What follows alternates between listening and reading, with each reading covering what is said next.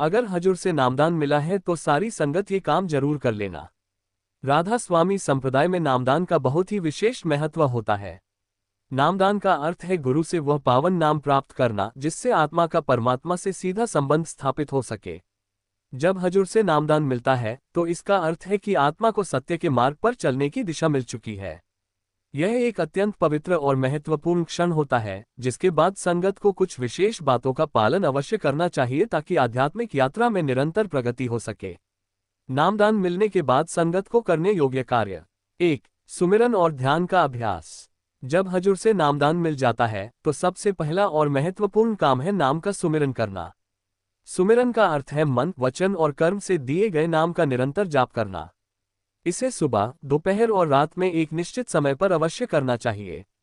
सुमिरन से मन की चंचलता समाप्त होती है, आत्मा को शांति और स्थिरता प्राप्त होती है।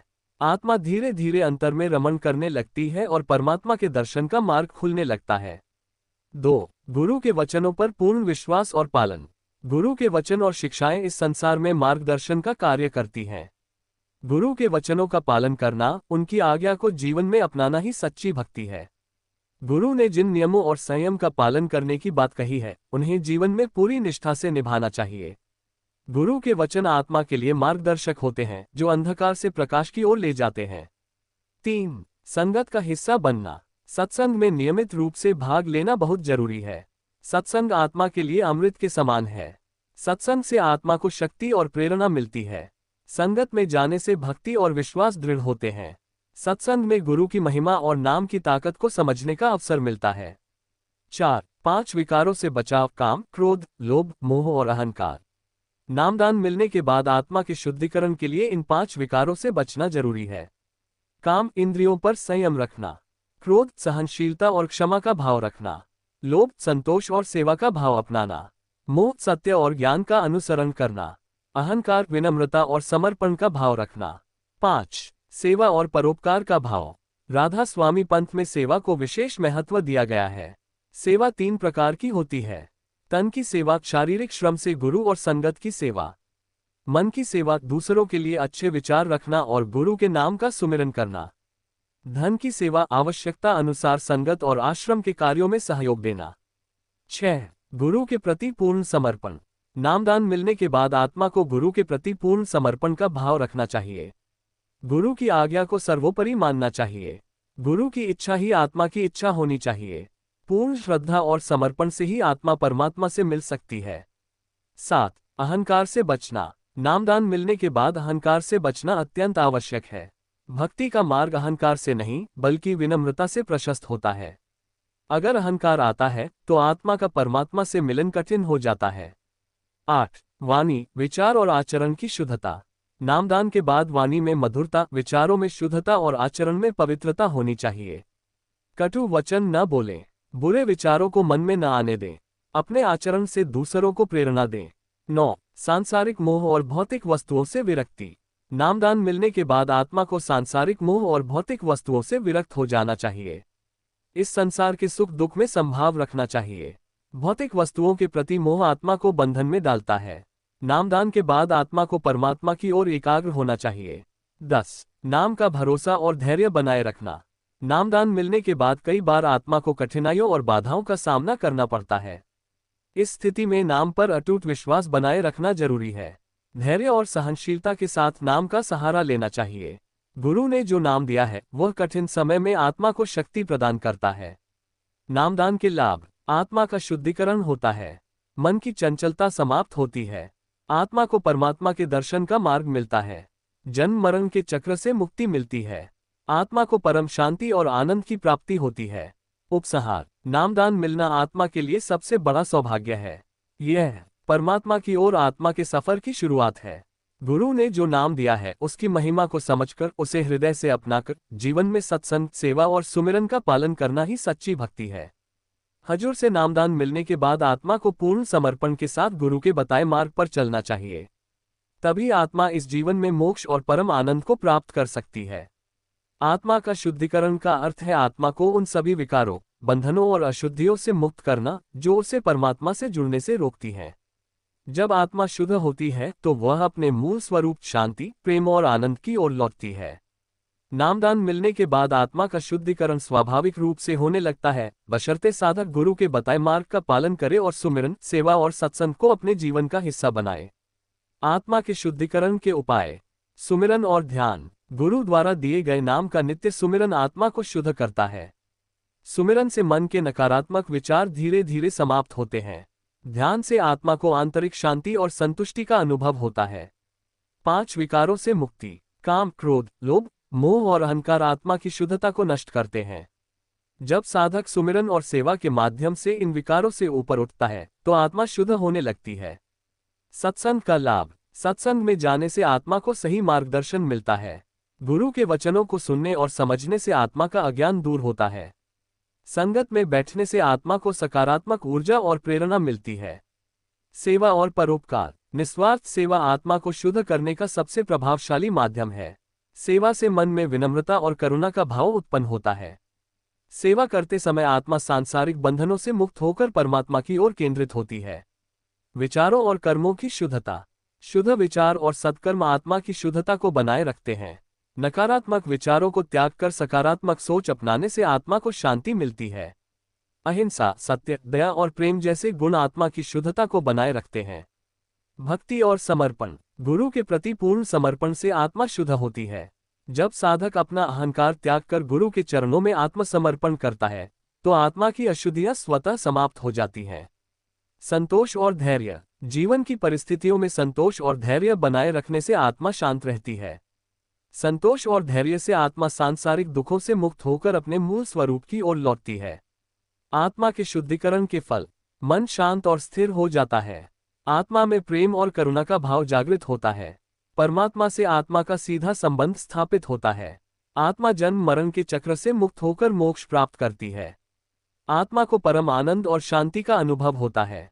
आत्मा का शुद्धिकरण ही नामदान का वास्तविक उद्देश्य है। जब आत्मा विकारों से मुक्त होकर गुरु के नाम में लीन हो जाती है तभी आत्मा को अपने असली स्वरूप सत, चित और आनंद की प्राप्ति होती है। आत्मा को परमात्मा के दर्शन का मार्ग नामदान प्राप्ति के बाद ही खुलता है। जब गुरु आत्मा को नामदान देते हैं तो आत्मा को उस दिव्य नाम के माध्यम से परमात्मा से जुड़ने का सीधा साधन मिल जाता है। नामदान से आत्मा की यात्रा प्रारंभ होती है जिसमें साधक को सुमिरन, सेवा और सत्संग के माध्यम से अपने अंदर की शुद्धता और जागरूकता को विकसित करना होता है। परमात्मा के दर्शन का मार्ग कैसे खुलता है? सुमिरन और ध्यान के माध्यम से। गुरु द्वारा दिए गए नाम का नियमित सुमिरन आत्मा को परमात्मा की ओर ले जाता है। सुमिरन से मन की चंचलता समाप्त होती है और आत्मा अंतर की गहराई में प्रवेश करने लगती है।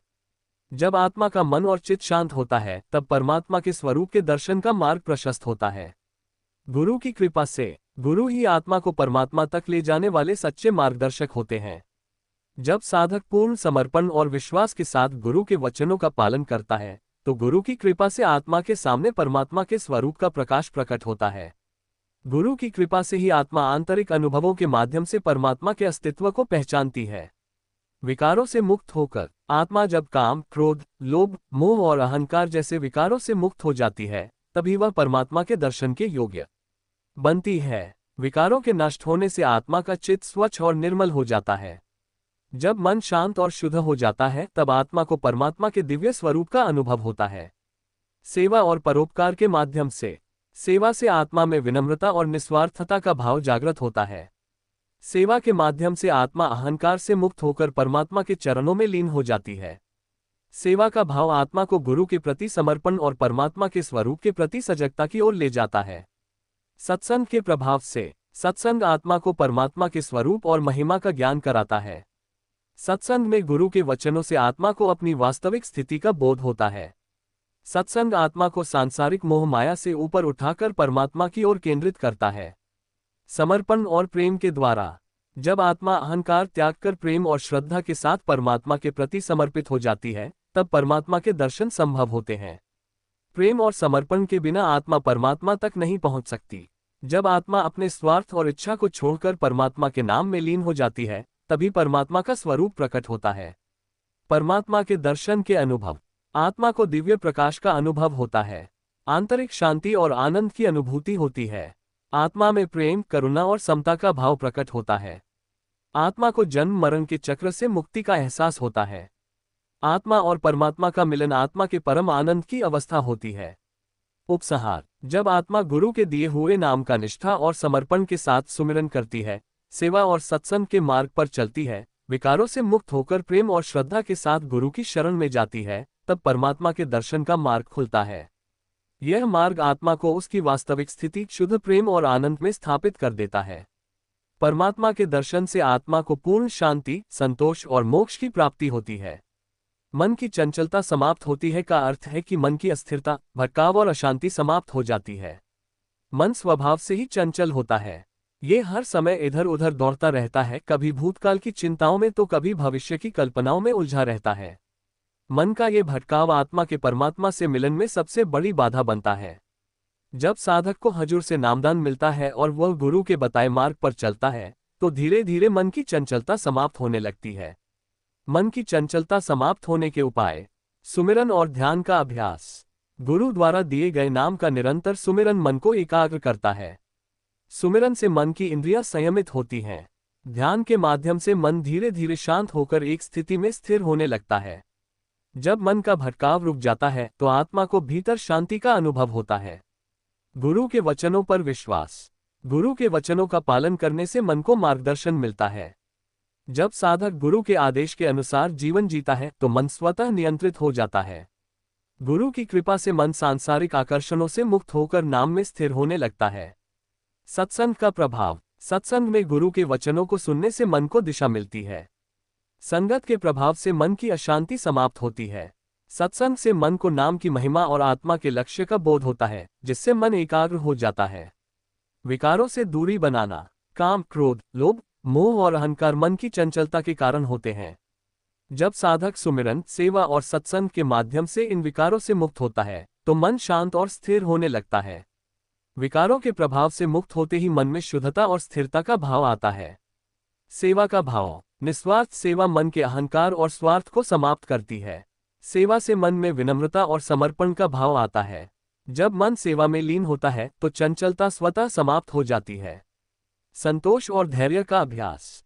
मन की चंचलता का एक कारण असंतोष और अधीरता है। जब साधक संतोष और धैर्य के साथ गुरु के नाम का सहारा लेता है तो मन की बेचैनी समाप्त होती है। संतोष और धैर्य से मन का नियंत्रण सहज रूप से संभव होता है। भौतिक इच्छाओं से विरक्ति। सांसारिक सुखों और इच्छाओं की पूर्ति के पीछे भागने से मन चंचल होता है।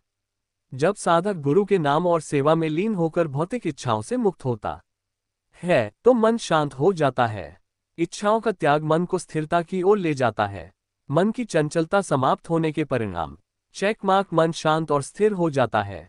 चेक मार्क आत्मा को आंतरिक शांति और आनंद की अनुभूति होती है। चेक मार्क साधक को ध्यान में गहराई का अनुभव होता है। चेक मार्क परमात्मा के स्वरूप का दर्शन संभव होता है। चेक मार्क साधक सांसारिक मोह और विकारों से मुक्त होकर आत्मा के वास्तविक स्वरूप को पहचान लेता है। उपसंहार। जब साधक गुरु के नाम का सहारा लेकर सुमिरन, सेवा और सत्संग के मार्ग पर चलता है, तब मन की चंचलता समाप्त हो जाती है।